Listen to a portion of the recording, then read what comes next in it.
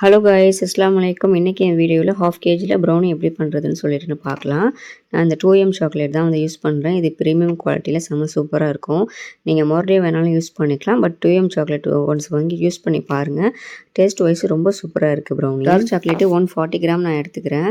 தென் வந்து பட்டர் வந்து 80 கிராமு. நான் பிளாண்டிக்கு வந்து லாஸ்ட்டாக வீடியோ போட்டிருந்தால சேம் அதே மெஷர்மெண்ட் தான். அதில் நம்ம ஒயிட் சாக்லேட் போட்டு செய்வோம். இதில் நம்ம வந்து ஒயிட் சாக்லேட் பதிலாக டார்க் சாக்லேட் போடுவோம்.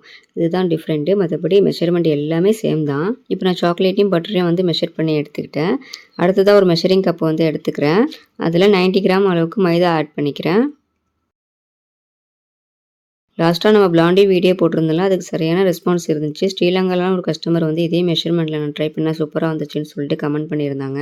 அல்ஹம்துலில்லாஹ், எனக்கு பார்க்கவே ரொம்ப சந்தோஷமாக இருந்துச்சு. நல்ல வியூஸும் அதுக்கு போயிருந்துச்சு. ரொம்ப தேங்க்யூ. உங்களுடைய சப்போர்ட் தொடர்ந்து இது போல் எனக்கு கொடுத்துக்கிட்டே இருங்க. இப்போ நான் மைதா வந்து 90 கிராம் எடுத்துக்கிறேன். தென் அது கூடயே வந்து கொக்கோ பவுட்ரு 10 கிராம் எடுத்துக்கிறேன். கொக்கோ பவுடரில் ஒரு விஷயம் உங்களுக்கு சொல்லணும். இப்போ நிறைய பிராண்டு வந்து லோக்கல்லையும் கிடைக்குது.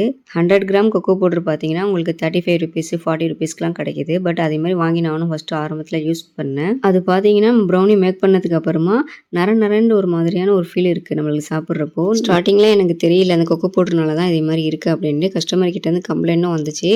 நானும் ஒன்றையும் சேஞ்ச் பண்ணி பார்த்தேன். ஒருவேளை ப்ரௌன் சுகர்னால இருக்கா அப்படின்னு சொல்லிட்டு ப்ரௌன் சுகர்லாம் நான் பொடி பண்ணிட்டுலாம் போட ஆரம்பித்தேன். பட் அப்போவும் எனக்கு அந்த கம்ப்ளைண்ட் இருந்துச்சு. அதோட நான் கொக்கோ பவுடர் தான் சேஞ்ச் பண்ணி பார்த்தேன்.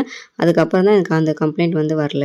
மைதாவையும் கொக்கோ பவுடரும் எடுத்து வச்சுருந்தோம் இல்லையா, அதை வந்து நல்லா சேவ் பண்ணி எடுத்துக்கிட்டேன். தென் வந்து ஒரு பவுலில் 70 கிராம் அளவுக்கு பவுடர் சுகர் எடுத்துக்கிறேன். நீங்கள் ப்ரௌனிக்கு கண்டிப்பாக பவுடர் சுகர் தான் எடுக்கணும். அப்போ தான் நமக்கு பேட்டர் கூட சீக்கிரமாகவும் வந்து கம்பைன் ஆகி கிடைக்கும். தென் அடுத்ததாக வந்து ப்ரௌன் சுகர் வந்து 70 கிராம் எடுத்துக்கிறேன். ப்ரௌன் சுகர் மெஷர் பண்ணி எடுத்த வீடியோ மட்டும் மிஸ் ஆயிடுச்சு. அது எப்படின்னு தெரியல. நான் ரெக்கார்ட் பண்ணாமல் விட்டுட்டேனா என்னன்னு தெரியல. இதுதான் வந்து measurement. Brown sugar 70 gram, powder sugar 70 gram. இப்போ நம்ம சாக்லேட் எடுத்து வச்சுருந்தோம்ல, அதை மெல்ட் பண்ணி நான் எடுத்துகிட்டு வந்துடுறேன். நீங்கள் டபுள் பாயிலிங் மெத்தடில் கூட பண்ணிக்கலாம். நான் ஓவனில் தான் 5 மினிட்ஸ்க்கு மெல்ட் பண்ணி எடுத்துகிட்டு வந்திருக்கேன். மெல்ட் பண்ணிவிட்டு நல்லா வந்து மிக்ஸ் பண்ணி விட்டுக்கோங்க. இதை மிக்ஸ் பண்ணுறப்பவே நம்மளுக்கு தெரியும், நல்லா மிக்ஸ் ஆகணுன்னா நல்லா ஒரு கிளாஸி லுக்கில் இருக்கும் சாக்லேட்டு. பிளாண்டிக்கும் இதுக்கும் என்ன டிஃப்ரெண்ட்னா, பிளாண்டிக்கு வந்து நம்ம 140 கிராமும் பவுடர் சுகர் மட்டும்தான் ஆட் பண்ணியிருப்போம். அதை நம்ம வந்து ப்ரௌனிக்கு 2 வந்து டிவைட் பண்ணிக்கலாம். பவுடர் சுகர் 70 கிராமும் ப்ரௌன் சுகர் 70 கிராமும் நம்ம எடுத்துக்கலாம். ஈவன் நீங்கள் பிளாண்டிக்கு வேணாலும் அப்படி யூஸ் பண்ணிக்கலாம். அதுவும் நல்லா டேஸ்ட்டாக தான் இருக்கும். பட் நான் பிளாண்டிக்கு பவுடர் சுகர் மட்டும் தான் வந்து யூஸ் பண்ணுவேன். இதே நான் ப்ரௌனிக்கு யூஸ் பண்ணுறப்போ ரெண்டுமே டிவைட் பண்ணி நான் எடுத்துக்குவேன். நான் ஹாஃப் கேஜிக்கு கொடுக்குற மெஷர்மெண்ட்டு தான் நீங்கள் 1 கேஜிக்கு அப்படியே டபுள் பண்ணிக்கணும். நீங்கள் 1/4 கிலோ செய்கிறீங்க அப்படின்னா ஹாஃப் கேஜி மெஷர்மெண்ட்டு அப்படியே பாதியாக குறைச்சிக்கோங்க. சாக்லேட்டும் பட்டரும் நல்லா மிக்ஸ் ஆகிடுச்சு. இப்போ நெக்ஸ்ட்டு ஒரு பவுலில் 2 எக்கு வந்து ஆட் பண்ணிக்கிறேன். எக்கு வந்து மீடியம் சைஸ் எக்கு தான். எக்குடைய வெயிட் பார்த்தீங்கன்னா 50 to 60 கிராம் வரைக்கும் இருக்கலாம். எக்கு ஆட் பண்ணிவிட்டு தென் அது கூட பிஞ்ச் ஆஃப் சால்ட்டு 2 டீஸ்பூன் அளவுக்கு நீங்கள் வெனிலா எசன்ஸ் வந்து ஆட் பண்ணிக்கலாம். ஆட் பண்ணிவிட்டு ஒரு மிக்ஸ் மட்டும் கொடுத்துக்கோங்க. மிக்ஸ் பண்ணிவிட்டு பவுடர் சுகர் வந்து இது கூட நான் அடுத்ததாக ஆட் பண்ணிக்கிறேன்.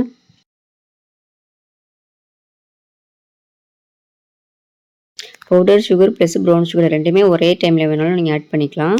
பவுடர் சுகர் ஆட் பண்ணி ஜஸ்ட் ஒரு நல்ல ஒரு மிக்ஸ் கொடுத்துக்கோங்க. மிக்ஸ் பண்ணிவிட்டு அடுத்ததாக வந்து ப்ரௌன் சுகர் வந்து ஆட் பண்ணிக்கலாம். ஆட் பண்ணிவிட்டு நல்லா வந்து மிக்ஸ் கொடுத்துக்கோங்க. இதுதான் வந்து முக்கியமான ஸ்டேஜ். நீங்கள் ப்ரௌனி இருந்தாலும் சரி, பிளாண்டியாக இருந்தாலும் சரி, இது ரெண்டுமே நல்லா நம்ம மிக்ஸ் ஆகி நல்லா கரைஞ்சி கம்பைன் ஆகி கிடைக்கணும். சுகர் வந்து நல்லா மிக்ஸ் ஆகி இருக்கணும். நம்ம கை வச்சு வேணாலும் தொட்டு பார்க்கலாம். தொட்டு பார்க்குறப்போ திரியே இல்லாமல் நல்லா சாஃப்டாக இருக்கணும். ஸோ அந்த ஸ்டேஜ் வர வரைக்கும் நல்லா மிக்ஸ் கொடுத்துக்கோங்க. ஹாஃப் கேஜிலாம் பண்ணுறீங்க அப்படின்னா கண்டிப்பாக நீங்கள் விஸ்க் வச்சே பண்ணலாம். 1 கேஜிலாம் பண்ணுறீங்க அப்படின்னா கொஞ்சம் சிரமமாக இருக்கும். அதுக்கு மட்டும் நீங்கள் வந்து பீட்ரு யூஸ் பண்ணிக்கலாம். சுகரும் ப்ரௌன் சுகரும் நல்லா டிசால்வ் ஆனதுக்கு அப்புறம் தான் நம்ம மெல்ட் பண்ணி வச்சிருக்க சாக்லேட் வந்து உள்ளே சேர்க்கணும். இப்போ எனக்கு நல்லா டிசால்வ் ஆகிடுச்சு. இப்போ நான் சாக்லேட்டையும் பட்டரையும் மெல்ட் பண்ணி வச்சிருக்கோம்ல, அதை வந்து நான் உள்ளே வந்து ஆட் பண்ணிக்கிறேன். முடிஞ்ச அளவுக்கு 0 வேஸ்டேஜில் ட்ரை பண்ணுங்கள். இதே மாதிரி ஒரு ஸ்பேட்சில் வச்சுட்டு நீங்கள் எடுத்தீங்கன்னா ஒன்று கூட அதில் பேலன்ஸ் இருக்காது. எல்லாமே க்ளீனாக வந்துடும். சாக்லேட் சேர்த்ததுக்கு அப்புறமா அதிகமாக நம்ம மிக்ஸ் பண்ணக்கூடாது. அப்படி மிக்ஸ் பண்ணோம் அப்படின்னா நமக்கு சாக்லேட் வந்து திக்காக ஆரம்பிச்சிடும். அதனால தான் நம்ம முன்னாடியே வந்து சுகரை நல்லா டிசால்வ் பண்ணிட்டு அதுக்கப்புறம் தான் நம்ம மெல்ட் பண்ணி வச்சிருக்க சாக்லேட் வந்து உள்ளே ஆட் பண்ணணும். கொக்கோ பவுடர் பற்றி சொல்லிட்டு இருந்தேன் இல்லையா, கொக்கோ பவுடர் நம்ம எப்படி வாங்கலாம் அப்படின்னா 100 கிராம் கொக்கோ பவுடர் பார்த்தீங்கன்னா 100 ருபீஸ்லாம் கிடைக்குது. ஸோ நீங்கள் மினிமம் இந்த ரேஞ்சில் இருக்கிற மாதிரி பார்த்து வாங்கிக்கோங்க. பேக்கர்ஸ் கம்பெனியோட கொக்கோ பவுடர் வந்து நல்லாயிருக்கும். அதெல்லாம் மற்ற பிராண்ட்லேயும் கொக்கோ பவுடர் இருக்குது. உங்களுக்கு நேர்வேல எது இருக்கோ அதை செக் பண்ணி வாங்கிக்கோங்க. ஸோ ரேட் அதிகமாக உள்ள கொக்கோ பவுடர் யூஸ் பண்ணும்போது தான் எனக்கு அந்த ப்ராப்ளம் வந்து ஸ்டாப் ஆனிச்சு. ஸோ நீங்களும் வந்து கொக்கோ பவுடர் வந்து கம்மியான குவாலிட்டியில் உள்ளதை யூஸ் பண்ணிடாதீங்க. இப்போ அடுத்ததான் மைதா அண்ட் கொக்கோ பவுடரையும் வந்து இது கூட ஆட் பண்ணிக்கிறேன். மொத்தமாகவே வந்து ஆட் பண்ணிட்டு நல்லா ஒரு மிக்ஸ் கொடுத்துக்கோங்க. இதுக்கு கட் அண்ட் ஃபுல் மெத்தட்லாம் கிடையாது. ஆல்ரெடி நான் பிளாண்டிலே சொல்லியிருப்பேன். ப்ரௌனிங்கிறது ரொம்ப ஈஸி தான். பட் ஸ்டார்டிங்கில் உங்களுக்கு தப்புகள் வரதான் செய்யும். எனக்கே வந்து நிறைய தப்புகள் வந்து அதுக்கப்புறமா நான் ப்ரௌனி கிளாஸ்லாம் போயிட்டு அதுக்கப்புறம் தான் இப்போ நான் சக்ஸஸ்ஃபுல்லாக போயிட்டுருக்கு. ஸ்டார்டிங்லலாம் நான் ப்ரௌனி மேக் பண்ணுறப்போ chocolate quantity, cocoa powder quantity எல்லாமே வந்து ரொம்ப அதிகமாக போட்டு தான் யூஸ் பண்ணுவேன். யூடியூப் பார்த்து தான் நான் வந்து செய்ய ஸ்டார்ட் பண்ணேன். அதில் நிறைய பேர் மெஷர்மெண்ட் வந்து அதே மாதிரி தான் கொடுத்துருந்தாங்க. ஸோ அதே மாதிரி தான் நான் ட்ரை பண்ணேன். கொக்கோ பவுடர் அதிகமாக சேர்க்குறப்போ நமக்கு கசப்பு தன்மை வந்து வருது. ஸோ கொக்கோ பவுடர் வந்து அதிகமாக சேர்த்திங்க அப்படின்னா உங்களுக்கு கசப்பு தன்மை வரும். அதுக்கப்புறமா என்னடா பண்ணுறது அப்படின்னு யோசனை பண்ணிட்டு இருக்கப்போ தான் நான் ப்ரௌனி கிளாஸ் வந்து அட்டன் பண்ணேன். ஸோ அதில் அட்டன் பண்ண ஒரு சிஸ்டர் தான் எனக்கு சூப்பராக சொல்லி கொடுத்தாங்க. அதுக்கப்புறமா இந்த மெஷர்மெண்ட் நான் ட்ரை பண்ணுறப்போ எனக்கு ஃபெயிலியரே ஆகாமல் பிளாண்டி ப்ரௌனி எல்லாமே செம்ம பர்ஃபெக்டாக சூப்பராக வந்துச்சு. ஸோ மைதாவும் கொக்கோ பவுடரையும் ஆட் பண்ணிவிட்டு நல்லா வந்து மிக்ஸ் கொடுத்துட்டு ஸ்பேச்சுலா வச்சும் நல்லா மிக்ஸ் பண்ணிக்கோங்க. நீங்கள் ஸ்பேச்சுலா வச்சு மிக்ஸ் பண்ணுறப்ப தான் நமக்கு அடியில் வெள்ள மாவு இருந்துச்சு அப்படின்னா சூப்பராக கம்பைன் ஆகி கிடச்சிடும். இப்போ நான் 1/2 kg மேக் பண்ணுறதுக்கு 7 inch டின் எடுத்துக்கிறேன். ஸ்கொயர் டின் தான் நான் எடுத்துக்கிறேன்.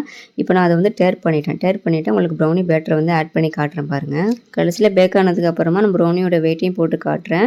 500 கிராம் மேலே தான் உங்களுக்கு ப்ரௌனியோட வெயிட் வரும். இந்த மெஷர்மெண்ட்டில் நீங்கள் செய்யும் போது ஒரு தடவை இந்த மெஷர்மெண்ட்டில் ட்ரை பண்ணி பாருங்கள். பார்த்துட்டு எனக்கு கமெண்ட் செக்ஷனில் எப்படி வந்துச்சு அப்படின்ட்டு எனக்கு கமெண்ட் பண்ணுங்கள். தென் கொக்கோ பவுடர்லேயும் வந்து 2 விதமான கொக்கோ பவுடர் இருக்குது. நியூட்ரலும் இருக்குது, டச் ப்ராசஸும் இருக்குது. டச் ப்ராசஸ் அப்படின்னா ரொம்ப டார்க் கலரில் இருக்கும். அது வந்து நமக்கு ப்ரௌனிக்கு தேவையில்லை. நமக்கு நியூட்ரல் உள்ள கொக்கோ பவுடரே நம்ம யூஸ் பண்ணிக்கலாம். நான் டின்னில் எல்லா பேட்டருமே வந்து ஆட் பண்ணிக்கிறேன். முடிஞ்ச அளவுக்கு 0 வேஸ்டேஜ்லேயே ட்ரை பண்ணுங்கள். ஏன்னா நம்ம வேஸ்டேஜ் பண்ணோம் அப்படின்னா நமக்கு அதில் கிராம் குறையிறதுக்கு வாய்ப்பு இருக்குது. இந்த மாதிரி ஸ்டிஃபான ஸ்பேச்சுலா வந்து யூஸ் பண்ணுங்கள். இது வந்து க்ளீன் பண்ணுறதுக்கு ரொம்ப வசதியாக இருக்கும். நம்ம வந்து பவுலோட நல்லா வந்து க்ளீன் பண்ணி எடுக்க முடியுது. இப்போ நான் பவுலில் உள்ள எல்லாத்தையுமே முடிஞ்ச அளவுக்கு க்ளீன் பண்ணி டின்னில் ஆட் பண்ணிக்கிட்டேன். இப்போ நான் உங்களுக்கு வெயிட் காட்டுற பாருங்கள். 540 கிராம் கிட்ட இருக்குது பேட்டரோடைய வெயிட்டு. ஸ்பேச்சுலாவில் இருக்கிற பேட்டரையும் வந்து இது போல் நைஃபை வச்சு க்ளீன் பண்ணி எடுத்துக்கோங்க. இப்போ நான் இதையும் ஆட் பண்ணிவிட்டு காட்டுறேன் பாருங்கள். எனக்கு கரெக்டாக 4 கிராம் வந்து ஆட் ஆகிருக்கு. இதுக்கு தான் நான் முடிஞ்ச அளவுக்கு வேஸ்டேஜ் இல்லாமல் பார்த்துக்கோங்க அப்படின்னு சொல்கிறேன்.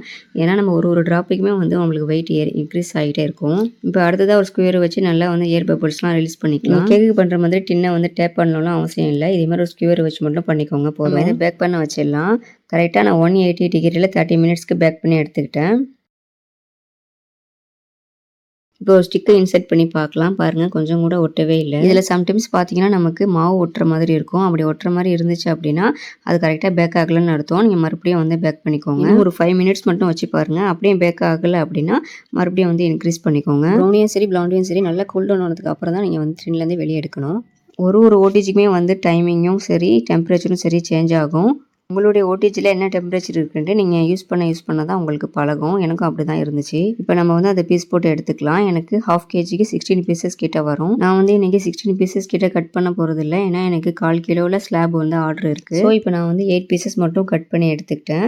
இப்போ நான் உங்களை எடுத்து காட்டுறேன் பாருங்கள் எந்த அளவுக்கு ஃபட்ஜியாக சூப்பராக வந்திருக்கு அப்படின்ட்டு. ப்ரௌனி ஃபட்ஜியாக இருக்கிறத எப்படி நம்ம கண்டுபிடிக்கலாம் அப்படின்னா நீங்கள் எடுத்து கையில் உருட்டி பார்க்குறப்போ அது பால் மாதிரி வந்து உருண்டு வரும். அப்படி உருண்டு வந்துச்சு அப்படின்னா சூப்பராக உங்களுக்கு ஃபட்ஜியாக ரெடியாக இருக்குன்னு அர்த்தம். இப்போ நான் உங்களுக்கு வெயிட் மிஷினில் வெயிட் போட்டு காட்டுறேன் பாருங்கள். கரெக்டாக 520 கிராம் கிட்ட இருக்குது. பேட்டரோட வெயிட் நமக்கு எப்பவுமே அதிகமாக தான் வரும். கேக்காக இருந்தாலும் சரி ப்ரௌனியாக இருந்தாலும் சரி. லாஸ்ட்டில் நம்ம பேக்காகி கிடக்கிறப்போ 20 கிராமில் 30 கிராம் கிட்ட நம்ம லெஸ் ஆகி தான் கிடைக்கும். சூப்பராக வந்து இன்றைக்கி இன்னும் ஆர்டர்ஸ் எல்லாமே வந்து கம்ப்ளீட் பண்ணி முடிச்சாச்சு. ஓகே ஃப்ரெண்ட்ஸ், இந்த வீடியோ உங்களுக்கு யூஸ்ஃபுல்லாக இருக்கும்னு நினைக்கிறேன். இந்த வீடியோ உங்கள் ஃப்ரெண்ட்ஸ் அண்ட் ஃபேமிலிக்கும் ஷேர் பண்ணுங்கள். நீங்களும் ட்ரை பண்ணி பார்த்துட்டு எனக்கு ரிவ்யூ வந்து கமெண்ட்டில் சொல்லுங்கள். இதுக்குள்ள யூஸ்ஃபுல்லான வீடியோஸ்க்கு நம்ம சேனலை வந்து சப்ஸ்கிரைப் பண்ணிக்கோங்க. ஓகே ஃப்ரெண்ட்ஸ், நாளைக்கு ஒரு வீடியோவில் பார்க்கலாம். பாய், அஸ்ஸலாமு அலைக்கும்.